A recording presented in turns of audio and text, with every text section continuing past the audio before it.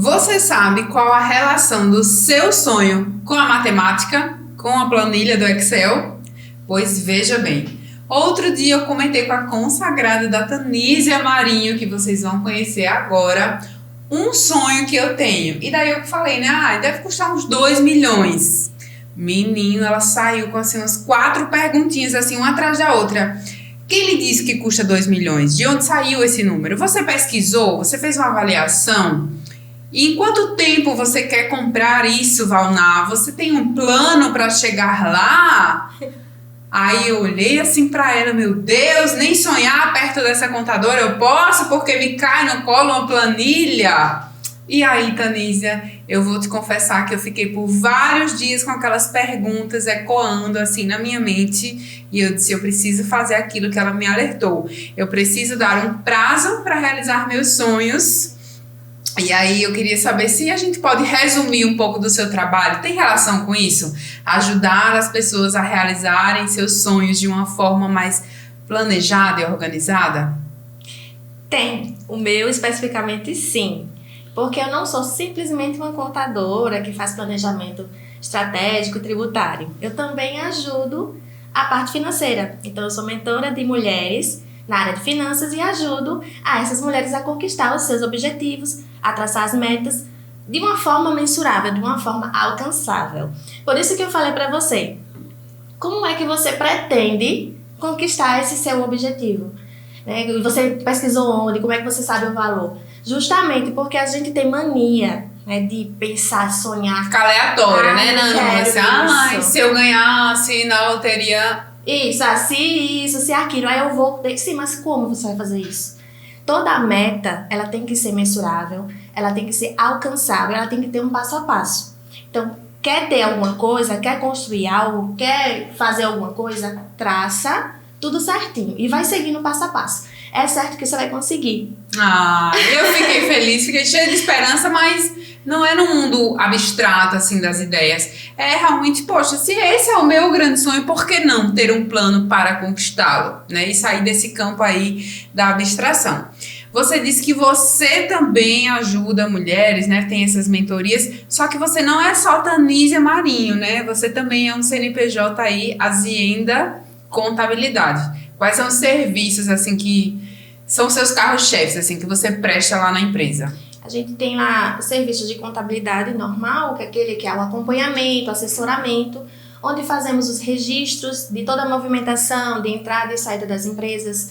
Além disso, a gente faz a apuração tributária, né, dos impostos recorrentes mensais e também tem a apuração, né, do imposto anual das pessoas físicas, que é a famigerada declaração do imposto de renda. Além disso, a gente faz trabalhos de recuperação de crédito para micro e pequenas empresas que são habitantes do Simples. Esses são os mais recorrentes trabalhos que a gente faz lá. Entendi. Mas hoje eu confesso que o seu posicionamento ele tá muito ligado para mim como mentora de mulheres mesmo, né? Que é algo que a gente não tem. Nós não tivemos uma educação financeira, muito menos contábil, nem na escola, muito menos na graduação. Então eu me formei em publicidade, fiz curso de especialização de marketing, fiz mestrado e tal, mas ninguém nunca me ensinou a importância e como eu estar com o meu negócio legal, em dia, e sem esses pontos cegos. E aí essa é uma pergunta que eu queria te fazer. Se você pudesse eleger assim, quais são os 3 maiores erros ou pontos cegos, aquelas coisas assim que são básicas, o feijão com arroz da contabilidade, mas que em geral 90% das empreendedoras não estão fazendo, sejam elas dentistas, confeiteiras, artesãs, professoras, enfim, onde é que você mais percebe assim que a gente tem pecado assim no beabá da contabilidade?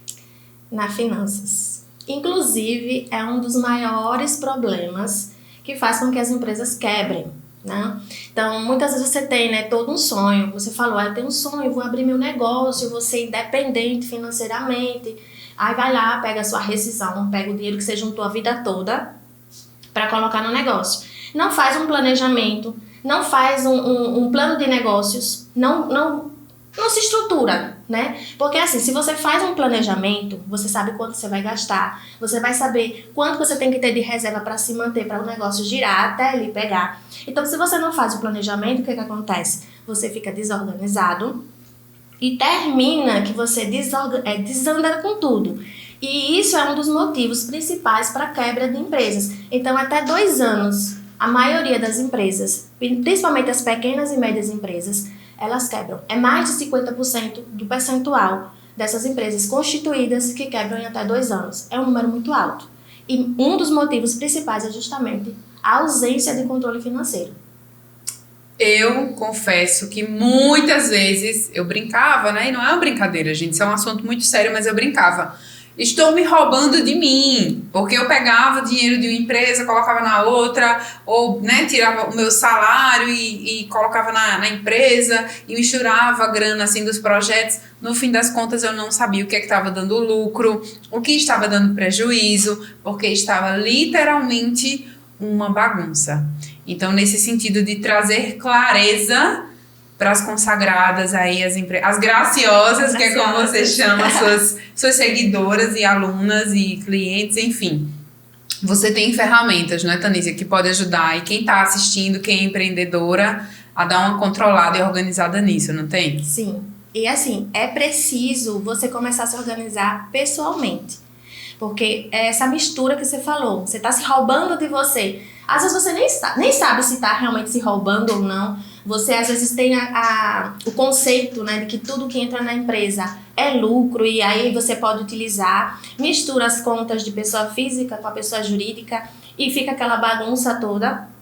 Então, assim, se você consegue se organizar, sabe qual é o seu gasto pessoal, você vai poder definir um prolabore da empresa para você gastar. Prolabore é o salário do sócio, daquele investidor, né? Se for o sócio ou do próprio proprietário empresário.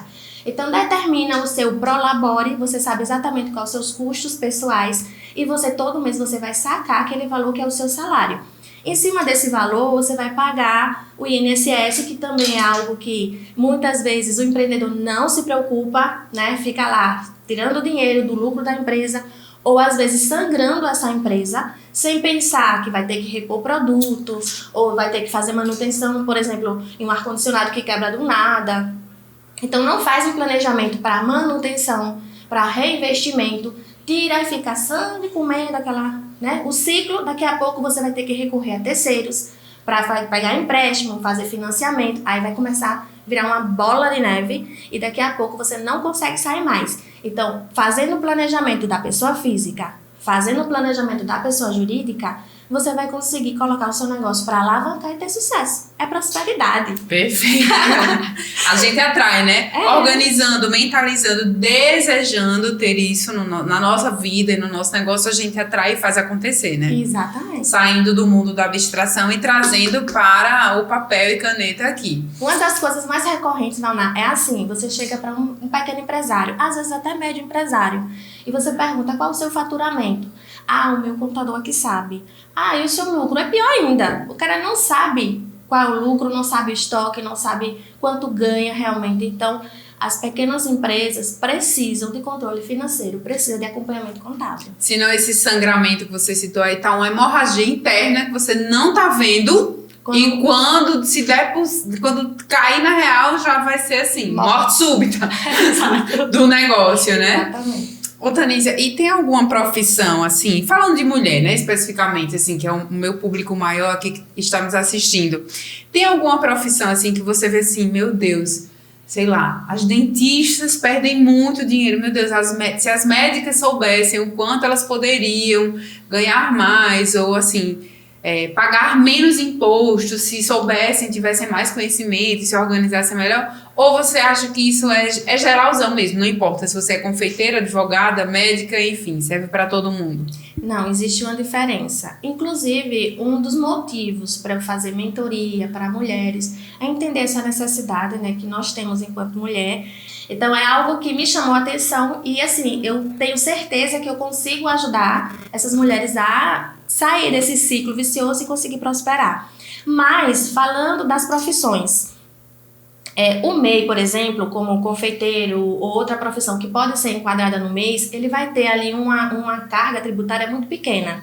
Vai pagar a taxinha dele, que já está contribuindo para o INSS, ele vai ter os benefícios lá tudo certinho, ele vai poder crescer aos poucos. Mas as profissões regulamentadas não podem ser MEI. Então, por exemplo, advogado, dentista, médico, Psicólogo. toda profissão regulamentada não pode entrar na categoria de MEI. Então, como a maioria faz? Trabalha como pessoa física. Aí vem Paga mais imposto. o leão. O leão vai vir tomar conta da sua renda, vai analisar a sua renda. Então, na declaração do imposto de renda, quando você faz o levantamento de todo o serviço que você prestou, e aí você vai pagar, aí, às vezes, um carro de imposto de renda, Meu Deus. um apartamento simples de Meu imposto de Deus. renda. Então, às vezes você não faz conta. É falta de planejamento tributário. Então, se você faz o seu planejamento, nossa, se eu fosse uma PJ, é pessoa jurídica, se eu fosse uma PJ, quanto que eu estaria pagando de imposto? Aí vem aquela história. Você já fez essa conta? Você já Porque eu já ouvi, profissional? uma vez uma psicóloga me disse, não, eu não sou PJ, porque pra mim ainda não vale a pena. E aí eu fiquei pensando, né, como será que você sabe se vale ou não vale a pena abrir um CNPJ? Aí é nessa hora que você precisa procurar um profissional da área contábil e fazer um planejamento tributário. Ele vai analisar todas as suas fontes de renda, vai verificar e fazer simulações de qual é a melhor forma de tributação para você. Se você se enquadrar ainda na melhor tributação como pessoa física, beleza? Ele vai mostrar lá até quando você deve continuar dessa forma. E se não, você já migra para uma pessoa jurídica. Por exemplo, advogados. A maioria dos casos de advogado que eu fiz a simulação, não é vantagem fazer o seu serviço sozinho. Tem que abrir a empresa, porque entra numa categoria de tributação do Simples. Começa com 4,5% de tributação. E se for, desculpa, rapidinho. Se for 4,5%, por exemplo, no Simples. E se ele não for CNPJ, a porcentagem é quanto?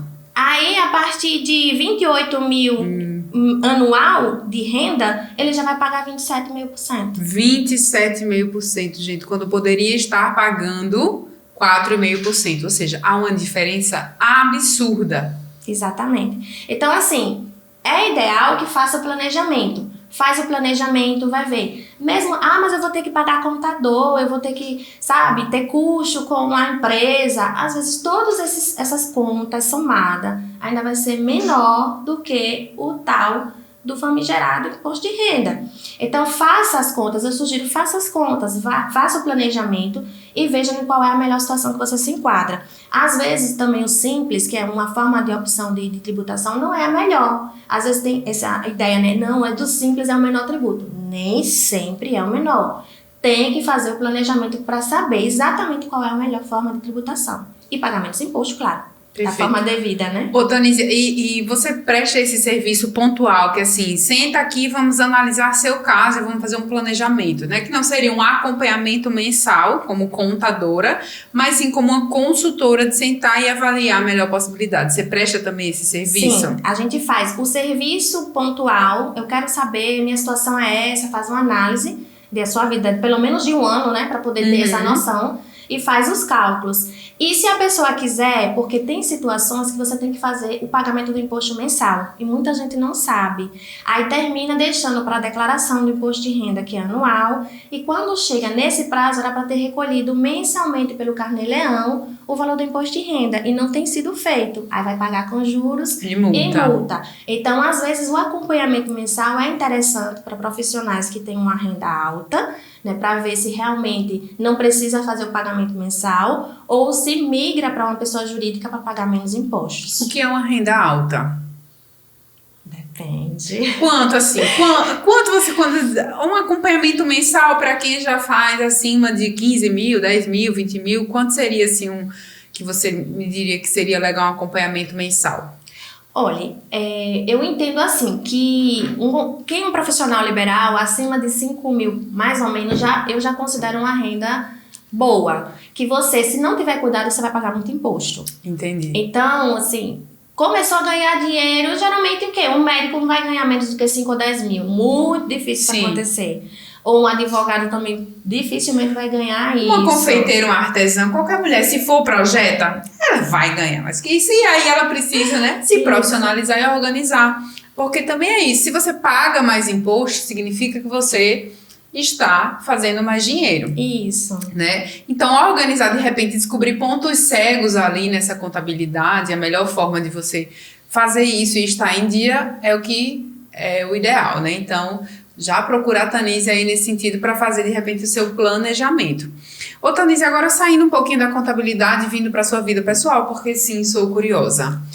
Por quê? Como foi que você caiu na contabilidade? No mundo acadêmico, você faz doutorado, né? Isso eu me lembro, mas ela é contadora, que já é sofrência, né, gente? Matemática pura, mas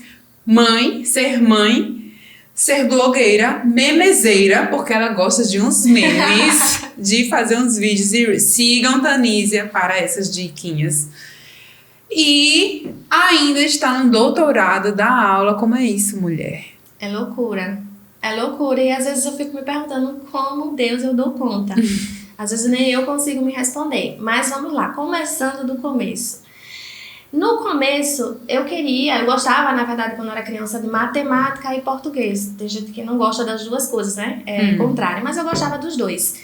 E aí eu ficava, né? Eu quero algo na área matemática, aquela coisa toda. Comecei a trabalhar com 15 anos em contabilidade, no escritório de contabilidade. Eu era a office girl. E aí eu fazia tudo, andava ao centro em todos os órgãos públicos e tal. Mas o meu foco não era a contabilidade.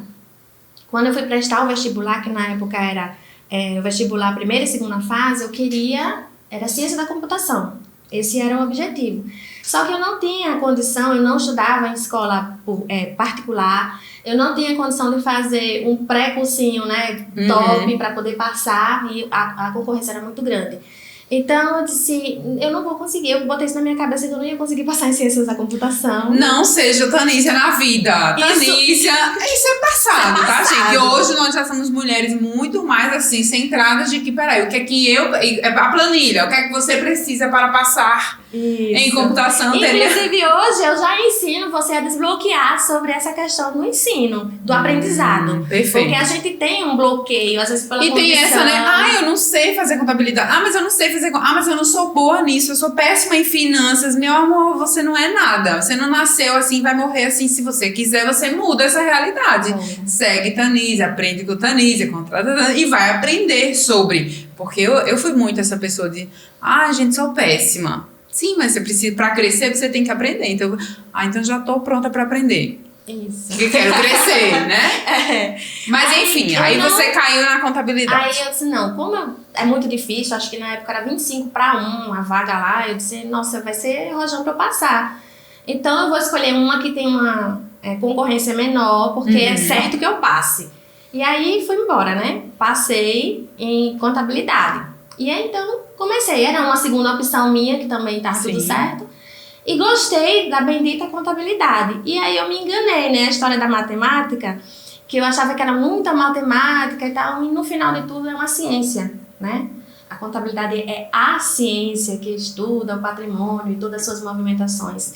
Então, assim, foi um baque, né? Uma mudança de pensamento, de conceito. Mas, mesmo assim, nunca fui reprovada, gostei do negócio. E fiz de tudo, deixei emprego, larguei emprego para entrar na área contábil.